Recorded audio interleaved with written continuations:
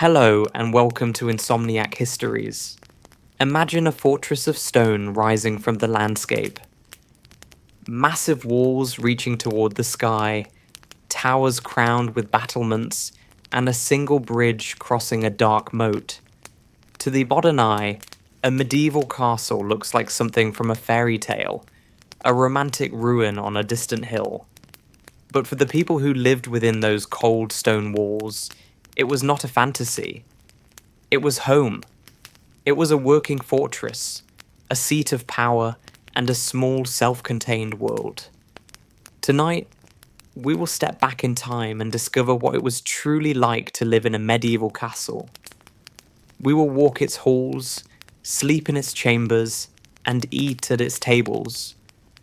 We will meet the lord and lady, the knights and servants, and understand the rhythms of daily life in a world shaped by stone, hierarchy, and the ever-present threat of violence.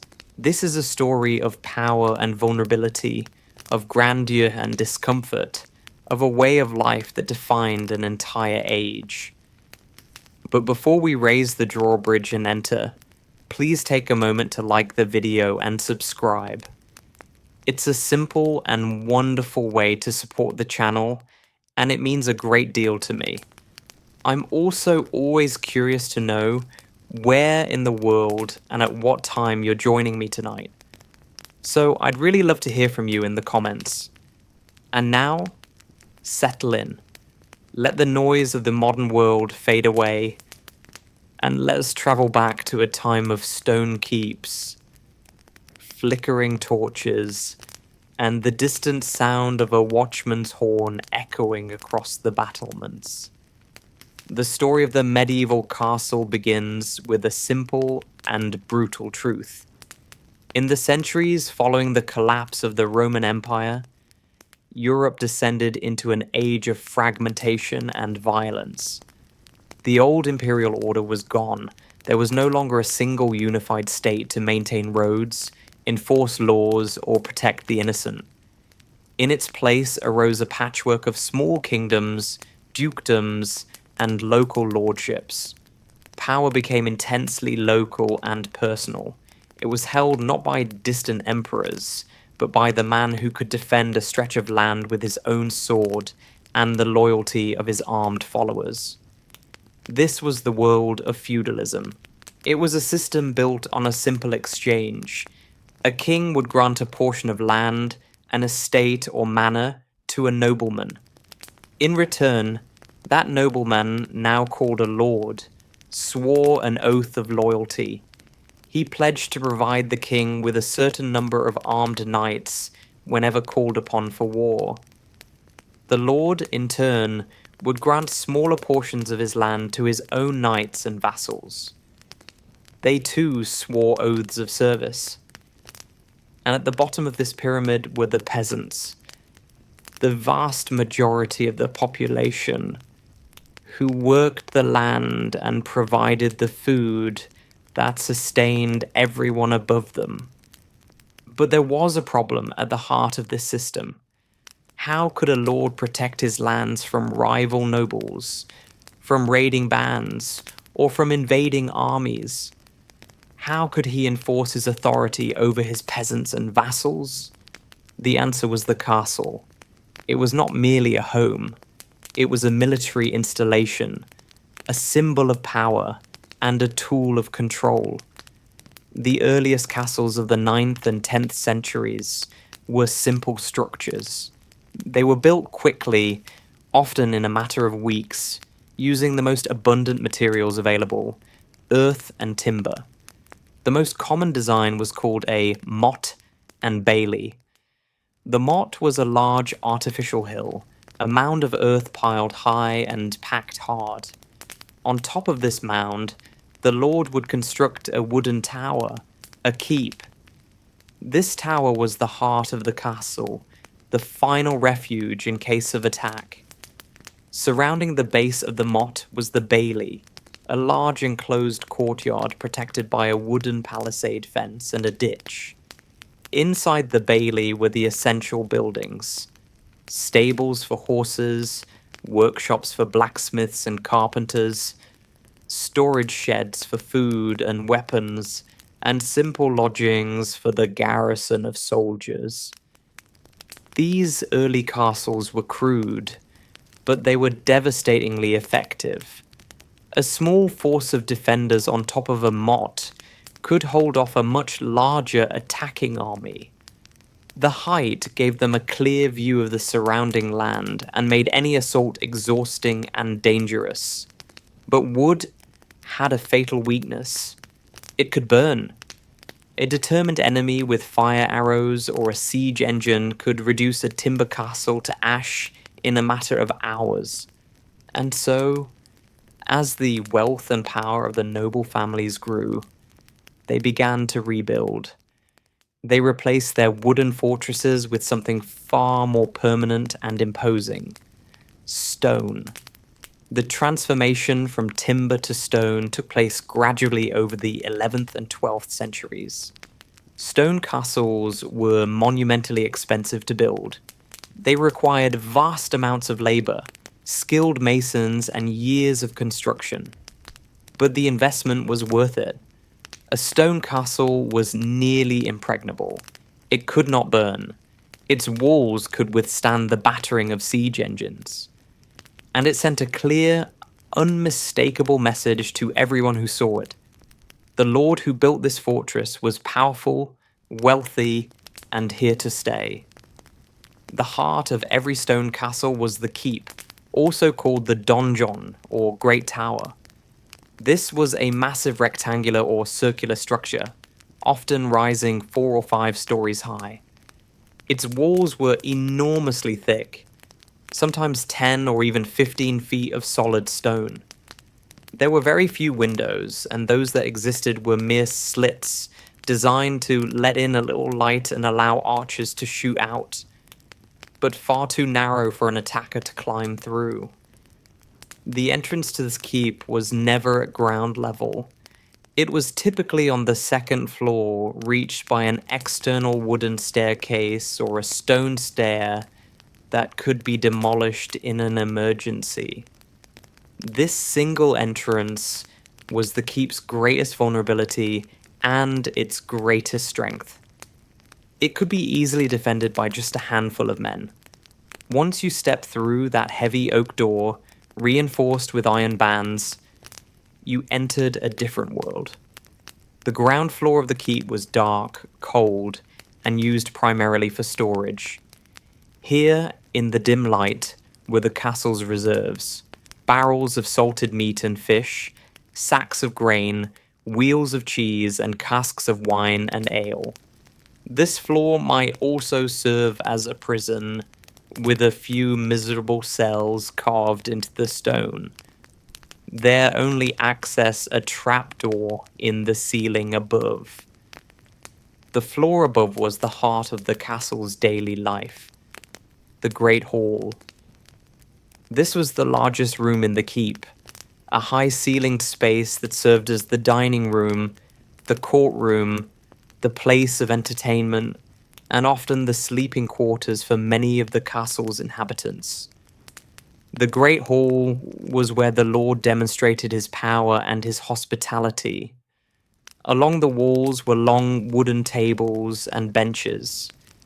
At mealtimes, these would be filled with the Lord's household, his family, his knights, his important guests, and his senior servants. The Lord and his lady sat at the high table, a raised platform at one end of the hall. This table was covered with a fine linen cloth, a luxury in an age when most people ate off wooden boards. Behind the high table hung the Lord's coat of arms, his banner, a visual declaration of his lineage and authority. The walls of the hall were often decorated with tapestries. These were not merely ornamental, they served a vital practical function in the cold stone interior. They helped to insulate the walls, trapping a little warmth and reducing the bone-chilling drafts that swept through the castle. At the center of the hall, or sometimes built into one of the walls, was the fireplace. This was the source of heat, light, and a gathering place on cold winter nights. But even with a roaring fire, the Great Hall was never truly warm. Stone holds the cold, and the high ceilings meant that most of the heat simply rose and vanished. People learned to live with the cold. They wore layers of wool and fur, and they moved closer to the fire when they could. Above the Great Hall were the private chambers of the Lord and his family. These rooms were smaller, and they offered a rare luxury in the medieval world: privacy. The Lord's chamber, often called the Solar, was his private retreat. It was here that he could escape the constant public life of the hall. The Solar was typically the most comfortable room in the castle. It had a fireplace, tapestries, and perhaps even wooden paneling to keep out some of the cold. The Lord's great wooden bed was the room's centerpiece, often hung with thick curtains that could be drawn for warmth and privacy. This bed was not just furniture, it was a symbol of status, and it was often one of the most valuable possessions in the entire castle. The lady of the castle had her own chamber nearby, where she would manage the household, receive her attendants, and work on the endless task of spinning, weaving, and embroidery. The highest floor of the keep was often the Lord's private chapel, a small sacred space where the family could pray, and where a resident priest would say daily mass. Religion was woven into the fabric of the medieval life, and no castle was complete without a place of worship. But the keep was only the beginning. Surrounding it was the inner ward, a large courtyard enclosed by a high stone curtain wall. This wall was the castle's primary defense. It was thick, crenellated with battlements along the top, and punctuated at intervals by towers. These towers served multiple purposes. They provided elevated positions for archers and crossbowmen. They allowed defenders to see and shoot along the length of the wall. And they contained additional rooms, guard rooms, storage, and sometimes private chambers for senior knights. Within the inner ward was a small, bustling community. There were stables for the Lord's war horses and the more common riding horses. There was a blacksmith's forge, where the constant work of repairing armor, weapons, and tools filled the air with the ring of hammer on anvil and the acrid smell of hot iron. There was a carpenter's workshop, a brewery, a bakehouse with its large communal oven, and a well. The well was perhaps the most critical feature of any castle. In the event of a siege, when the gates were sealed and the castle cut off from the outside world, access to fresh water was the difference between survival and surrender. Many castles also had a large kitchen building, separate from the keep, to reduce the risk of fire. Here, a small army of cooks and scullions worked from dawn until late into the night, preparing the vast quantities of food needed to feed the household. Beyond the inner ward, many larger castles had an outer ward, an additional layer of defense. This area often housed the less essential buildings, additional storage, quarters for lower-ranking servants and soldiers, and perhaps a garden or orchard. The outer ward was protected by its own curtain wall, often lower and less formidable than the inner wall, but still a significant obstacle to any attacker. The entrance to the castle was its most vulnerable point, and it was protected with obsessive care. The gatehouse was a fortress within a fortress. It was a large, heavily fortified structure that straddled the entrance passage. Above the gate were murder holes, openings in the ceiling through which defenders could drop stones, pour boiling water, or shoot arrows down onto anyone trying to force their way in. The gate itself was a massive wooden door, reinforced with iron, and behind it was the portcullis, a heavy iron grate that could be lowered in an instant to seal the entrance. Many castles also had a drawbridge, a wooden bridge that could be raised to span a moat or a ditch, adding one more layer of protection. The moat, when present, was a formidable obstacle. It was often filled with water, though in some cases it was simply a deep, dry ditch. Either way, it forced an attacking army to slow down and expose themselves to arrow fire from the walls above. Crossing a moat under fire was a nightmare. Now that we have walked through the physical structure of the castle, let us meet the people who lived within its walls. At the very top of the hierarchy was the Lord himself. He was the master of the castle and the surrounding lands. His authority was absolute within his domain. He was a warrior first and foremost. From childhood, a nobleman was trained in the arts of war, how to ride a war horse, how to wield a sword and lance, how to fight in the brutal, exhausting chaos of medieval combat. But he was also a landowner, a judge, and a political figure. He presided over the manorial court, settling disputes between his peasants, punishing crimes, and collecting the various taxes and fees that were owed to him. He managed his estates, ensured that the land was farmed efficiently, and made decisions about when to plant and when to harvest. And he was constantly involved in the complex, often dangerous world of feudal politics, maintaining alliances, arranging marriages, and always watching for threats from rival lords. The lady of the castle was far more than a decorative figure. She was the lord's partner in managing the household.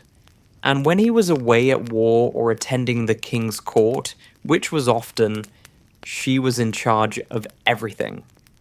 The lady oversaw the castle's domestic life. She managed the servants, ensuring that the hall was kept clean, that meals were prepared, and that the household ran smoothly. She supervised the production of cloth, a vital and time-consuming task. Wool had to be cleaned, carded, spun into thread, and then woven into fabric. This fabric was then cut and sewn into clothing for the entire household. She also played a crucial role in the castle's defense. There are numerous historical accounts of noblewomen who commanded the garrison, organized the defense of the walls, and held castles against siege while their husbands were away. She was expected to be educated, often more so than her husband. She might read and write in Latin, manage complex financial accounts, and serve as a patron of the arts and religion. Below the lord and lady were the knights. These were the professional warriors of the medieval world, men who had sworn oaths of loyalty to the Lord in exchange for land, protection, and a share of the spoils of war. A knight was a member of the warrior elite. He owned expensive armor, a war horse, and weapons, and he had spent years training for combat. Knights who lived in the castle were part of the Lord's household.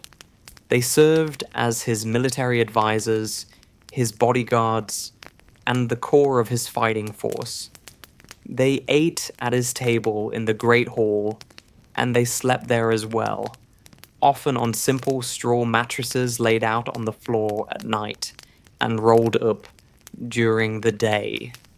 Some senior knights might have small private chambers, but most lived a communal life. Then there were the squires, young men training to become knights, A boy of noble birth would be sent to another lord's castle at around the age of 7 to begin his education. He would start as a page, a servant, learning manners, basic literacy, and how to care for horses and weapons. At around 14, he would become a squire, serving a specific knight. He would care for the knight's armor, tend to his horse, and accompany him into battle. A squire learned the skills of combat through constant practice, and by watching his master. If he proved himself worthy, usually in his early 20s, he would be knighted in a solemn ceremony, often after a night spent in prayer in the castle's chapel. The castle was also home to a large staff of servants. At the top of the servant hierarchy was the steward, the lord's chief administrator. He managed the estate's finances, oversaw the collection of rents and taxes, and ensured that the castle was supplied with everything it needed. He was a man of significant authority and trust. The chamberlain was responsible for the lord's private chambers, managing his wardrobe and personal finances. The marshal oversaw the stables, the horses, and the lord's hunting dogs. Hunting was not just a sport, it was a vital source of fresh meat and a demonstration of the lord's status and skill. Then there was the chaplain, the castle's resident priest. He said mass in the chapel, heard confessions, and provided spiritual guidance. In an age of deep religious belief, the chaplain was a figure of great importance. Below these senior figures were dozens of other servants. There were cooks, bakers, brewers, and butchers working in the kitchens. There were grooms caring for the horses, blacksmiths and armorers maintaining weapons and tools, and carpenters constantly repairing the castle's wooden structures. There were laundresses washing the household's linen, chambermaids cleaning the private rooms, and servers who brought food and drink to the tables in the Great Hall. At the very bottom were the scullions, the lowest kitchen servants who scrubbed pots, hauled water, and did the dirtiest, most exhausting work. Life in a medieval castle was governed by the rhythms of the sun and the seasons. There were no clocks. Time was marked by the ringing of the chapel bell, calling the household to prayer at regular intervals throughout the day. The day began at dawn. The castle stirred to life as servants lit fires, drew water from the well, and began preparing breakfast. For most people, breakfast was a simple meal: bread, cheese, and weak ale. Yes, ale. Even children drank ale because water was often unsafe. The ale was weak, with a low alcohol content, more like liquid bread than modern beer. After breakfast, the day's work began. For the Lord, this might mean meeting with his steward to discuss the management of his lands, hearing petitions and complaints from his tenants in the manorial court, or training with his knights in the courtyard. Combat training was constant. Knights and squires practiced with swords, lances, and shields. They rode their war horses, learning the complex maneuvers needed for mounted combat. This was hard, dangerous work. Injuries were common, even in practice. For the lady, the morning might be spent overseeing the household, checking on the progress of weaving and sewing, or meeting with the cook to plan the day's meals. She might also spend time in prayer in the chapel or reading in her chamber. The main meal of the day, dinner, was served in the late morning or early afternoon. This was when the entire household gathered in the Great Hall. The meal was a formal, hierarchical affair. The lord and lady sat at the high table with their honored guests. Below them, the knights and senior servants sat at long tables arranged down the length of the hall. Servants moved constantly, bringing food and drink from the kitchens. The food itself varied greatly depending on the wealth of the lord and the time of year. For the high table, there might be roasted meat, beef, pork, venison from the lord's hunting, or game birds. There would be thick pottages, stews made from vegetables and grains. There would be bread, cheese, and fruit when in season. The food was heavily seasoned with expensive imported spices like pepper, cinnamon, and ginger. These spices were a status symbol, a way for the lord to demonstrate his wealth. For those lower down the social ladder, the meal was simpler. Coarse bread, pottage, salted fish, and more ale. Fresh meat was a rarity for common servants. Most of their diet was grain-based. The meal was eaten with fingers and knives. Forks were virtually unknown in medieval Europe. People ate from wooden trenchers, thick slabs of stale bread that served as plates. After the meal, the trenchers, now soaked with gravy and juices, might be given to the poor waiting outside the castle gates. Table manners were important, and there were strict rules. You were not supposed to pick your teeth at the table, wipe your nose on the tablecloth, or put your elbows on the table. These rules were necessary precisely because such behavior was common. After dinner, the afternoon was a time for various activities. The lord might go hunting, a passion and a necessity. Hunting provided fresh meat, tested the skills needed for war, and was a social activity, a way to entertain guests and build alliances. The lady might continue her supervision of the household or engage in embroidery, a skilled and valued art. For the servants, the afternoon was simply more work. There was always more work. As evening approached, the household gathered again for supper, a lighter meal than dinner. Afterward, the great hall became a place of entertainment. This was when the castle's inhabitants could briefly set aside the hard labor and constant vigilance of their lives. A traveling minstrel might arrive and be welcomed eagerly. He would sing songs, tell stories of distant lands and heroic deeds, and play music on a lute or harp. This was the primary form of news and entertainment in a world without printing or mass communication. On special occasions, there might be a feast, a grand celebration lasting for hours or even days. These feasts marked important events: a wedding, the visit of a powerful guest, a military victory, or a major religious holiday like Christmas or Easter. A feast was a display of the Lord's wealth and generosity. The tables would groan under the weight of roasted meats, elaborate pies, and dishes made to look like animals or castles. There would be music, dancing, and sometimes performances by acrobats or jugglers. For the ordinary inhabitants of the castle, a feast was a rare and wonderful break from routine, a chance to eat well and celebrate.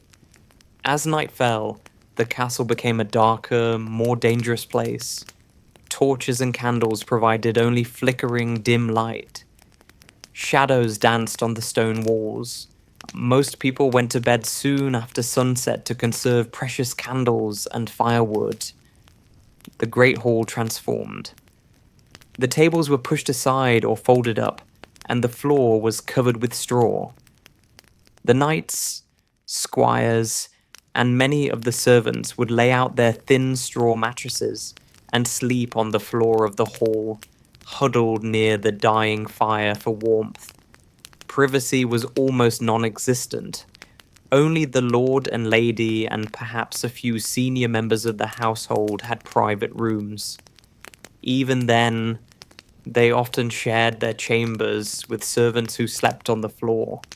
The sounds of snoring, coughing, and restless movement filled the hall throughout the night.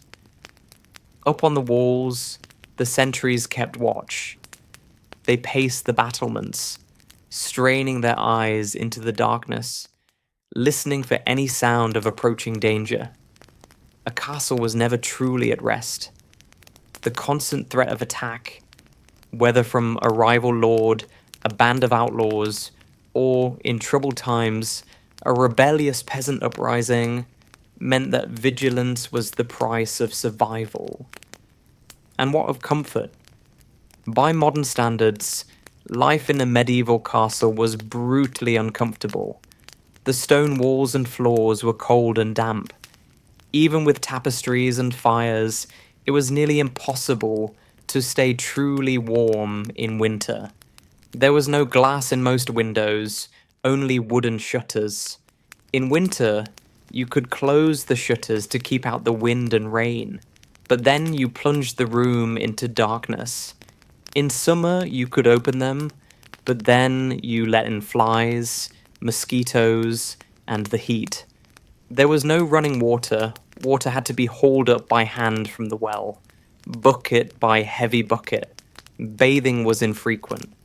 A full bath required heating enormous quantities of water over a fire and filling a large wooden tub. A massive effort. Most people wash their hands and faces regularly, but a full bath might happen only a few times a year. The wealthiest might bathe more often, and it was sometimes a social activity, with the lord and his guests bathing together in a large tub. Sanitation was primitive. The castle's toilets, called garderobes, were simply stone seats with holes that opened directly to the outside, dropping waste into the moat or a cesspit below. There was no privacy, and the smell, especially in summer, was overwhelming. Rats and fleas were constant companions. They lived in the straw on the floors, in the thatched roofs of outbuildings, and in the stored grain. Fleas carried diseases, including the bubonic plague, which would devastate Europe in the 14th century. Illness was common and often fatal. There were no antibiotics, no painkillers beyond alcohol and herbal remedies, and no real understanding of infection or disease. A simple wound could become infected and kill you. Childbirth was incredibly dangerous for women. Many women died giving birth, and many children died in infancy. Life expectancy was short by modern standards, perhaps 30 to 40 years on average, though those who survived childhood had a decent chance of reaching old age. And yet, for all its discomforts, the castle was a place of power, stability, and, for those within its walls, relative safety.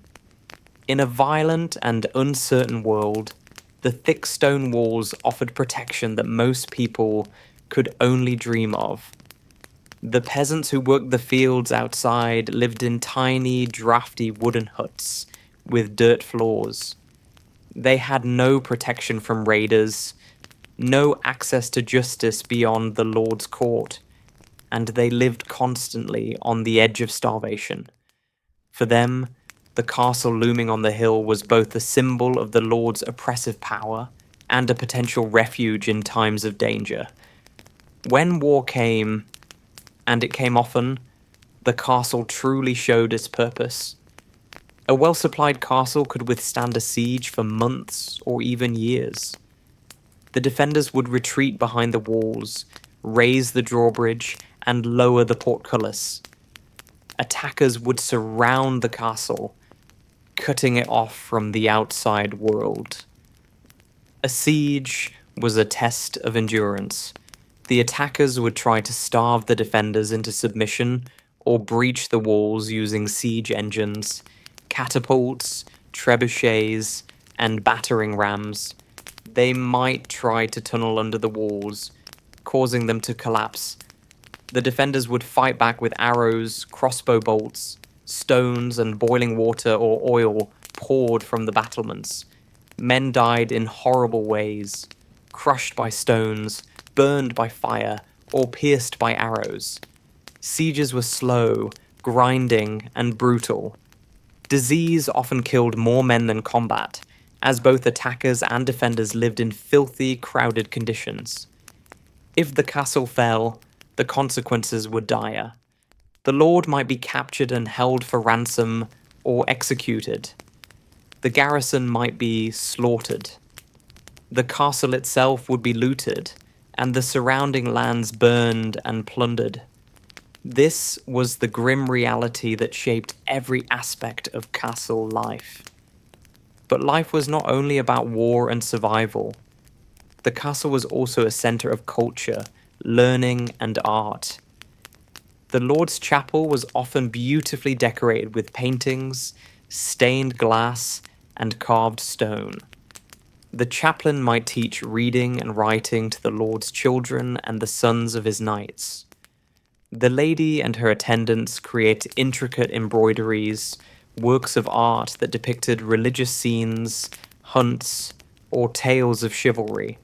Traveling minstrels and troubadours brought news, songs, and stories from across Europe. They sang of courtly love, of King Arthur and his knights, of the Crusades and distant lands. These stories shaped the medieval imagination and created the ideals of chivalry that knights were expected to follow: courage, honor, loyalty, and the protection of the weak. Of course, reality often fell short of the ideal, but the stories mattered. They gave meaning and structure to the violent world of the medieval warrior.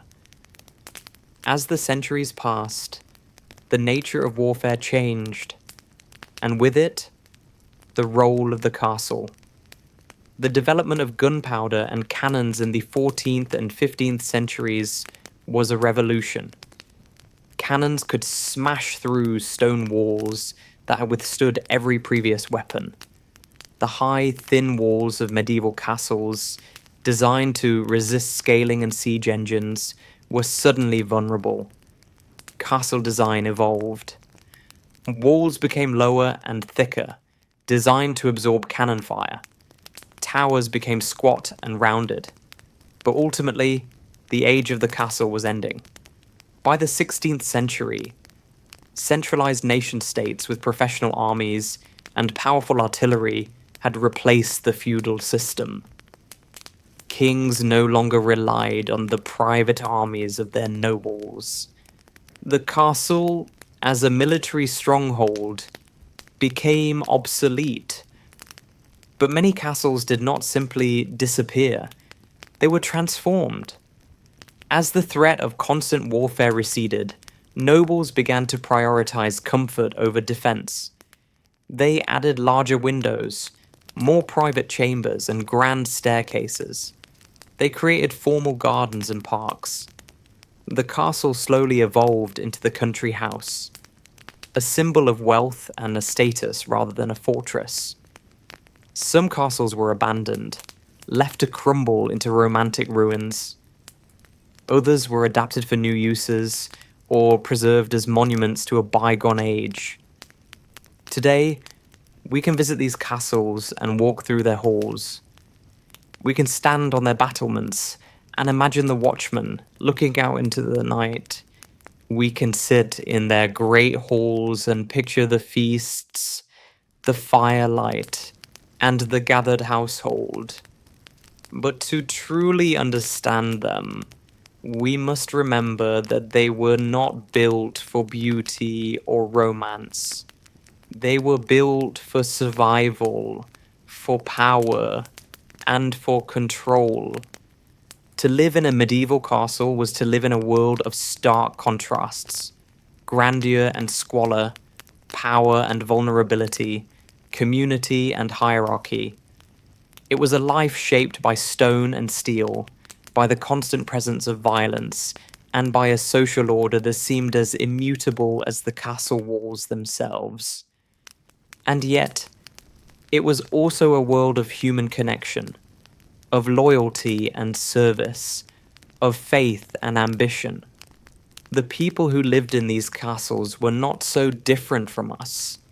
They loved and hated, they hoped and feared, they celebrated and mourned. They lived their lives as fully as they could within the constraints of their age. The medieval castle stands as a monument to that age,